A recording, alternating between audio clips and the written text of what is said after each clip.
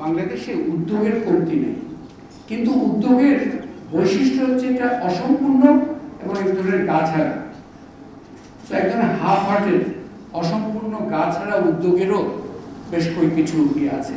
IMF এর কথা শুনেছেন, দ্বিতীয় শুনেছেন সরাসরি বলতে হয় অলিগার্কসদের কথা শুনেছেন, দুজনের কথা শুনেন। পরিশ্রমী উদ্যোক্তা, পরিশ্রমী অর্থনৈতিক কর্মী, তার কথা শুনেন।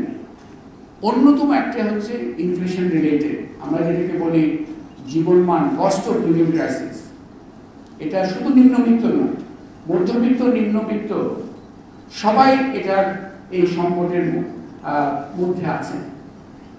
সেটার তেমন বড় ধরনের কোনো 6.5% ইনফ্লেশন রেট নির্ধারণ, কাগজে একটা নির্ধারণ ছাড়া কিছু না। কেউ যিনি করেছেন তারাও আমার মনে হয় বিশ্বাস করে না।